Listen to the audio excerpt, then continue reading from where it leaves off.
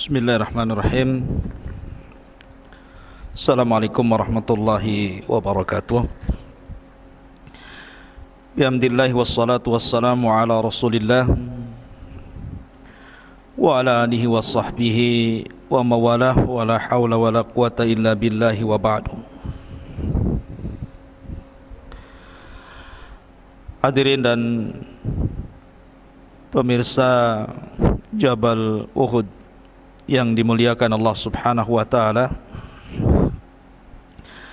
Alhamdulillah, pada malam ini kita bisa duduk di majelis ilmu. Banyak WA masuk ke saya tentang pembahasan kemarin masalah bintang Suraya,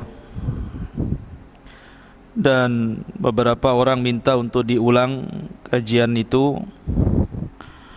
Maka malam ini saya pertegas lagi tentang pembahasan hilangnya wabah corona apabila telah terbit bintang Suraya. Ma'asyiral muslimin yang dimuliakan Allah Subhanahu wa taala, bicara tentang bintang Suraya, sebelumnya saya ingin membahas tentang bintang itu sendiri adalah makhluk daripada makhluk Allah Subhanahu wa taala. Dan Allah Subhanahu wa taala berfirman di dalam Al-Qur'anul Karim, Allah mengatakan la tasjudu lisyamsi wala lil qamari. Janganlah kalian sujud kepada matahari dan bulan. Dan matahari dan bulan bagian daripada bintang. Artinya bintang itu adalah makhluk daripada makhluk-makhluk Allah Subhanahu wa taala, yang terkadang menjadi sebuah tanda dari tanda-tanda kebesaran Allah Subhanahu wa taala. Banyak orang yang kemudian tersesat ketika memahami soal perbintangan. Ada yang kemudian orang meramal melalui zodiak perbintangan, melalui poros-poros bintang, yang kemudian seseorang bisa meramal sesuatu, dan ulama tauhid menyebutnya sebagai ahli nujum. Dan tentu ini akan mengakibatkan kepada akidah seorang muslim kalau dia meyakini bahwa terjadinya sesuatu itu betul-betul datang daripada bintang, maka tidak syak lagi ini syirkul akbar, syirik besar, bisa mengeluarkan pelakunya dari Islam. Tapi kalau hanya menjadikan sebab, dia yakin Allah Subhanahu wa taala yang mempengaruhi segalanya, tetapi menjadikan sebab bintang itulah, maka kaidah para ulama, man ja'ala sabab ma laysa bis sabab, barang siapa yang menjadikan sebab yang bukan sebab, maka jatuh kepada syirkul asghar, syirik kecil. Ma'asyiral muslimin yang dimuliakan Allah Azza wa Jalla, sebenarnya kalau kita lebih jauh lagi bicara tentang perbintangan ini, ada dua ilmu. Yang pertama namanya ilmu tasyir, dan yang kedua ilmu ta'sir. Tasyir dan ta'sir. Kalau tasyir tidak ada masalah. Seseorang memperkirakan cuaca dengan adanya bintang, tidak ada masalah. Menentukan waktu-waktu salat, menentukan waktu masuknya Ramadan, itu ilmu tasyir namanya. Terkadang ilmu tasyir ini mamduh, dipuji pelakunya, bahkan sangat dianjurkan. Tetapi yang tidak boleh itu kalau kemudian menjadikan bintang itu dijadikan ilmu ta'sir. Ta'sir itu artinya memberikan pengaruh. bahwa ada bintang-bintang tertentu memberikan pengaruh. Lah ini bisa masuk pada syirik besar, bisa masuk pada syirik kecil. Makanya dalam sebuah hadis Nabi SAW bersabda, kata Nabi SAW, asbaha min ibadi mu'minun bi wa kafirun, faman qala mutirna bi naw'i kadha wa kadha fa innahu kafirun bi mu'minun bil kawakib, wa man qala mutirna bi fadlillahi wa rahmatihi fadzalika mu'minun bi wa kafirun bil kawakib. Terkadang ada seorang hamba itu di pagi hari beriman kepadaku, tetapi ada juga yang kafir. Barang siapa yang mengatakan kami dihujani dengan bintang ini dan itu, maka dia telah kufur kepadaku dan beriman kepada bintang-bintang itu. Tapi barang siapa kami dihujani karena karunia Allah dan rahmatnya, berarti dia telah beriman kepadaku dan kufur dengan bintang-bintang itu.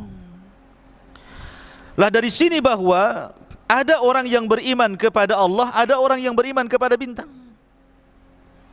Dan kalau kita lihat sejarah di zaman Nabi Ibrahim alaihi salatu wassalam, rata-rata umat Ibrahim sebelum Ibrahim berdakwah kepada mereka itu, mereka menyembah bintang. Makanya ketika Ibrahim masih kecil, masih remaja, terkadang mencari halakoh-halakoh anak-anak seusia dia, kemudian membuat ragu-ragu akidah mereka. Terkadang melihat bintang dan mengatakan hadza rabbi, jangan-jangan ini Tuhan saya. Terkadang melihat bulan mengatakan jangan-jangan ini Tuhan saya. Terkadang melihat matahari, Ibrahim mengatakan hadza rabbi, ini Tuhan saya. Tapi ketika bintang, bulan, matahari pergi, dia mengatakan saya tidak suka Tuhan yang kadang muncul kadang pergi. Artinya apa? Ibrahim membuat keraguan-raguan kepada umatnya supaya mereka tidak menyembah bintang.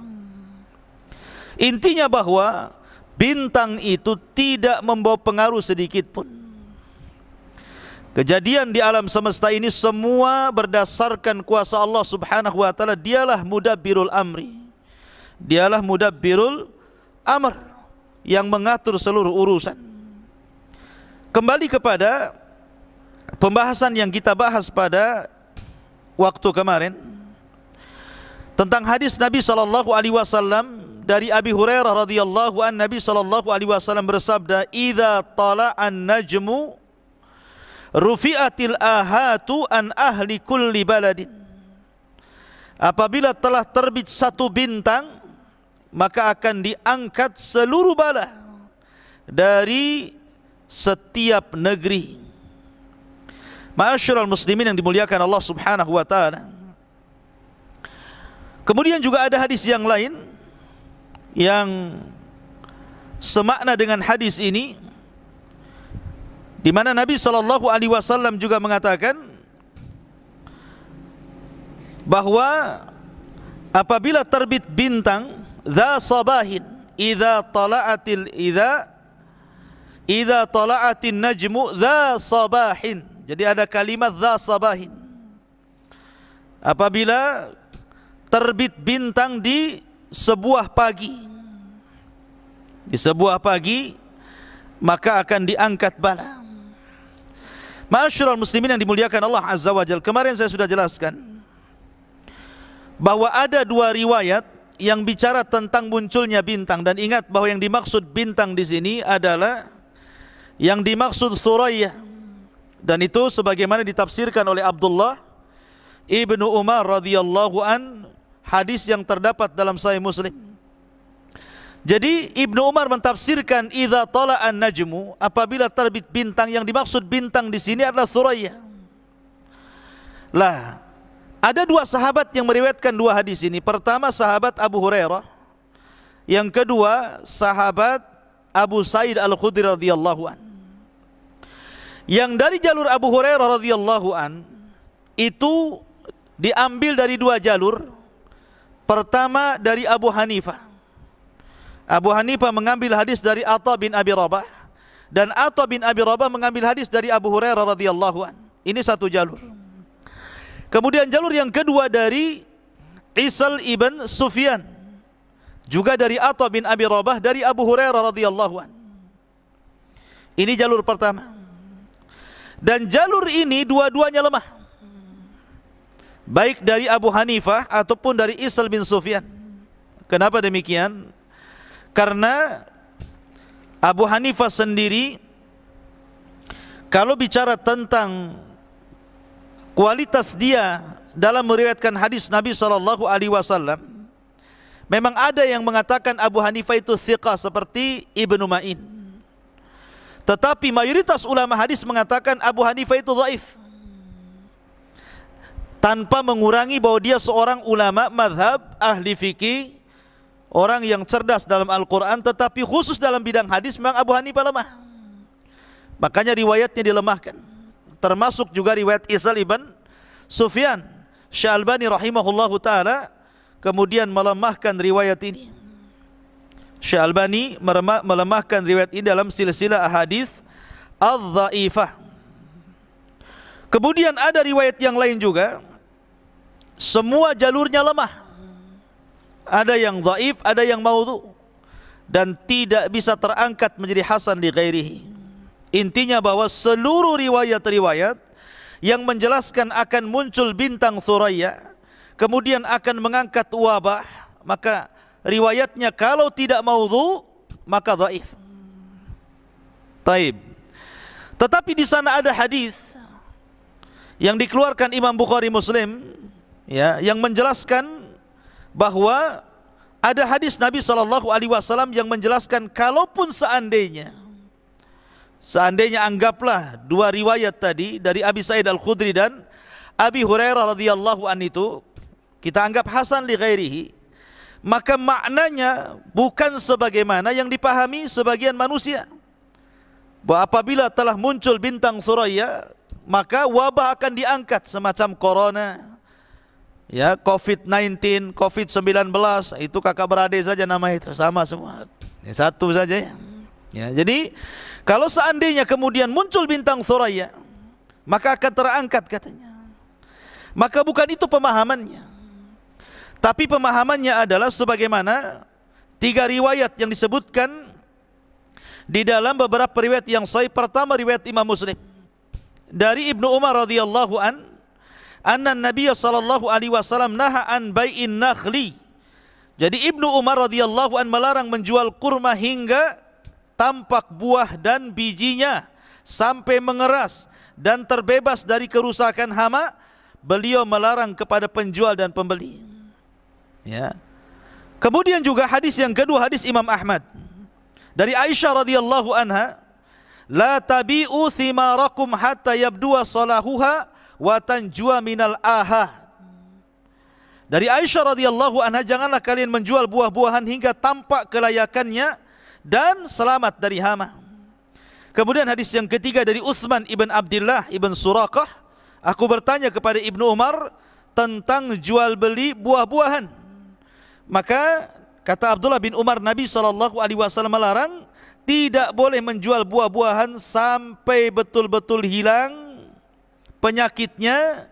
Dan aku katakan, kapan itu wahai Abdullah bin Umar? Kata Abdullah bin Umar, hatta tatlu ats-Thuraya, sampai terbit sekumpulan bintang-bintang Thuraya. Di sini ada kata-kata apa? Sampai terbit bintang-bintang Thuraya. Makanya Zaid ibn Thabit itu dia punya kebun, ya, dan kebunnya penuh dengan kurma. Dia tidak mau menjual kurma itu sebagaimana riwayat Kharijah sampai betul-betul dia melihat ada bintang Thuraya muncul, baru kemudian besoknya dia jual. Kenapa demikian? Karena kemunculan bintang itu pertanda bahwa terangkatnya hama dari buah-buahan. Itu maksudnya, ya. Saya perjelas seperti ini. Ingat tadi saya di mukadimah mengatakan bahwa bintang itu tidak membawa pengaruh. Bukan berarti munculnya bintang wabahnya hilang, bukan. Bukan itu maksudnya. Maksudnya bintang ini tidak membawa pengaruh sekalipun, cuman dia hanya tanda. Apabila muncul bintang Thuraya ini berarti ada perpindahan musim. dari musim dingin ke musim panas, itu maksudnya. Bukan bintang itu membawa pengaruh sehingga terangkatnya wabah, bukan. Tetapi yang dimaksud di sini artinya bintang itulah sebagai pertanda perpindahan musim dingin ke musim panas. Karena kalau seandainya kemudian seseorang meyakini bahwa bintang itu punya pengaruh, bisa syirik, tidak boleh. Makanya Nabi SAW mengatakan, barang siapa yang mempelajari ilmu bintang, berarti dia telah mempelajari bagian daripada sihir. Tidak boleh. Ya, munajim ilmu nujum tidak boleh dipelajari. Jadi tidak membawa pengaruh. Cuman dia pertanda akan adanya perpindahan musim dari yang dingin ke yang panas. Dan umumnya kalau sudah musim panas, berarti hama-hama yang ada dalam tanaman itu tidak akan lama tinggal di situ. Boleh jadi dia mati karena kena panas. Ya. Lah ketika hama-hama itu kena panas mati, berarti tidak ada lagi yang merusak buah-buahan. Berarti menunjukkan bahwa buah-buahan itu sudah paten, sudah tidak mungkin rusak lagi, makanya boleh dijual. Itu maksudnya. Ya. Jadi sekali lagi bahwa dari hadis atau 3 hadis yang kita baca tadi, maka ada beberapa poin yang mungkin bisa kita ambil gitu ya. Jadi yang pertama bahwa yang dimaksud tentang munculnya bintang Suraya kemudian akan menghilangkan wabah dan juga bala, maksudnya adalah hama buah-buahan, bukan bicara tentang virus corona. Satu, ya. Kemudian yang kedua, munculnya bintang-bintang Suraya menjadi pertanda musim panas, dan itu ada di Hijaz. Hijaz mana? Mekah dan Madinah, karena tidak semua daerah itu muncul bintang ini. Hanya daerah-daerah sana saja. Ya, daerah Hijaz sana. Ya, karena di sana memang banyak pohon kurma ya. Makanya kata Imam Ibnu Hajar dalam kitab Fathul Bari apa mengatakan? Wa najmu huwa Suraya wa tulu'uha sabahan yaqa'u fi awwali fasli sayfi wa dhalika inda ishtidadil harri fi biladil hijaji wa ibtida'i nudhi thimari fal mu'tabaru fil haqiqati an nadju wa tulu'un najmi alamatan lahu. Yang mengatakan bahwa munculnya Suraya sebagai tanda hilangnya hama-hama, zahirnya bukanlah Nabi SAW. Ya. Jadi di sini lihat kata beliau, wa najmu huwa Suraya. Maksudnya bintang di sini bintang Suraya. Kemudian itu munculnya bintang Suraya itu di pagi hari, pada permulaan masuknya musim panas sampai kemudian panas sekali. Dan itu ada di negeri Hijaz. Kata Al-Hafidh Ibnu Hajar, di negeri Hijaz. Bisa dilihat dalam kitab Fathul Bari.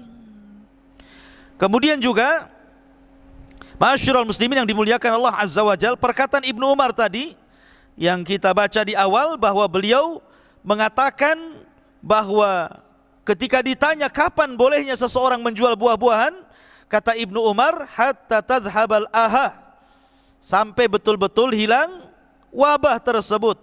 Kemudian ditanya kapan itu hilangnya wabah, maksudnya hama tanaman itu, maka Abdullah bin Umar mengatakan hatta tatlu as-Suraya, sampai terbit bintang Suraya. Kemudian juga disebutkan oleh Ibnu Abdil Bar, dan ini menurut para ahli, bahwa kemunculan bintang Suraya itu umumnya 12 hari berlalu dari bulan Mei. Umumnya 12 hari berlalu dari bulan Mei. Dan apabila Ramadan bertepatan dengan bulan Mei, maka biasanya di bulan Ramadan itu biasanya buah-buahan sudah boleh dijual. Ya. Lah dari keterangan ini semuanya, maka bisa kita rangkum bahwa tidak benar kalau kemudian sebagian manusia mengatakan bahwa insya Allah di bulan Ramadan ini, karena bertepatan dengan bulan Mei, maka berdasarkan hadis-hadis tentang munculnya bintang Suraya, maka seluruh virus corona yang ada di Indonesia, di Malaysia, di Singapura, di semua jagat raya akan diangkat Allah, katanya. Kemudian disandarkan kepada riwayat tentang idza tala'an najmu ini, apabila terbit bintang Suraya. Maka kita katakan Anda salah paham. Yang dimaksud terangkat di sini bukan virus secara umum, tapi yang dimaksud di sini adalah hama tanaman. Maka tidak boleh menasabkan sesuatu kepada hadis Nabi sallallahu alaihi wasallam, apalagi saya sudah katakan bahwa seluruh riwayat yang bicara tentang bintang Thuraya ini semuanya maudhu, paling tinggi lemah hadisnya. Tidak bisa dijadikan hujjah. Ya. Tetapi kalau seandainya, kalau hanya sekedar berharap saja, mudah-mudahan Ramadan ini diangkat, ya tidak ada masalah. Tapi jangan disandarkan dengan hadis ini. Ya, seolah-olah hadis ini sebagai dalil nubuah Nabi SAW memprediksi bahwa nanti munculnya bintang Suraya, COVID-19 akan diangkat. Tidak bisa. Karena bagaimanapun hadisnya lemah, tidak bisa dijadikan hujjah. Tapi kalau berharap saja nggak apa-apa. Berharap kan nggak apa-apa. Saya berharap istri saya 4, boleh? Boleh, namanya berharap, ya kan? Apakah kejadian? Ya tengok nanti, karena semua sudah dicatat di Lauhil Mahfud. Namanya orang berharap. Saya berharap nanti di bulan Ramadan terangkat, nggak apa-apa berharap itu. Ya, saya berharap ingin jadi ini, ingin jadi itu, namanya berharap, ya. Dan berharap itu bagus, tafaul namanya. Tafaul, meminta kepada Allah Subhanahu wa taala mudah-mudahan di bulan Ramadan diangkat bala. Tapi jangan kemudian disandarkan kepada hadis yang lemah tentang bicara masalah bintang Thuraya ini. Karena apalagi sampai kemudian meyakini bintang ini mempengaruhi, ini bisa syirik, tidak boleh. Ya, bisa syirik karena bintang itu tidak membawa pengaruh. Bintang itu diciptakan hanya untuk 3 fungsi. 1, untuk menghiasi langit. Kalau langit tanpa bintang itu tidak cantik. Ya, coba tengok langit lagi teduh gitu ya, mau hujan malam-malam, tidak cantik, malas nengok ke atas. Tapi kalau berserak bintang-bintang di langit, maka senang orang nengok langit. Makanya ada seorang khalifah, kalau tidak salah Abu Ja'far Al-Mansur, ya kalau tidak salah, ya wallahu a'lam. Jadi ada seorang laki-laki mengadu kepada Abu Ja'far Al-Mansur ketika dia bawa istrinya ke padang pasir. Istrinya ke padang pasir, ketika itu purnama sedang memancar-mancarnya, tanggal 15 Hijriah, dan bintang sedang berserak-seraknya, indah di langit itu. Kemudian karena dia sangat cinta dengan istrinya, dilantunkanlah syair-syair, macam-macam syair pujian kepada istrinya. Rupanya keceletot ngomong karena terlampau romantis, akhirnya dia mengatakan, anti talik illam takun kal qamari, katanya. Kau kuceraikan kalau wajahmu tidak seperti bulan, katanya. Saking romantisnya salah ngomong. Ya, makanya jangan sering terlalu romantis, akhirnya syair-syair nggak sengaja dia ngomong begitu. Anti talik illam takun kal qamari, katanya. Kamu saya ceraikan kalau wajahmu tidak seperti bulan, katanya. Akhirnya dia berfikir-fikir, kemudian dia melapor kepada Khalifah Abu Ja'far Al-Mansur. Gimana ya Khalifah, saya tidak salah ngomong gitu ya, keceplosan ngomong sama istri saya akan ceraikan engkau kalau wajahmu tidak seperti bulan, katanya. Tidak seindah bulan. Khalifah Abu Ja'far Al-Mansur mengumpulkan semua ulama dari semua mazhab, dikumpulkan. Ada mazhab Syafi'i, Hanafi, Maliki, Hambali, dikumpulkan oleh khalifah. Dimintai fatwanya. Ini gimana nih hukum orang ini nih? Dia kan tidak sengaja tuh, saking romantisnya dengan istrinya, keceletot ngomong. Ya, anti talik illam takun kal qamari, katanya. Semua ulama sepakat cerai, jatuh talak tuh. Karena apa? Karena namanya kalimat talak itu sungguhan menjadi sebuah kejadian, main-main pun menjadi sebuah kejadian. Main-main yang sungguh-sungguhannya sama itu ya salah satunya talak. Tiba-tiba ada seorang laki-laki dari mazhab Hanafi, anak muda dari mazhab Hanafi, mengatakan, oh kalau saya beda pendapat dengan kalian. Padahal satu ulama itu semua sepakat jatuh talak. Anak muda ini pula menyelisihi dari mazhab Hanafi. Oh bagi saya bukan, itu pendapat itu tidak benar itu. Kenapa? Menurut saya tidak jatuh talak, katanya.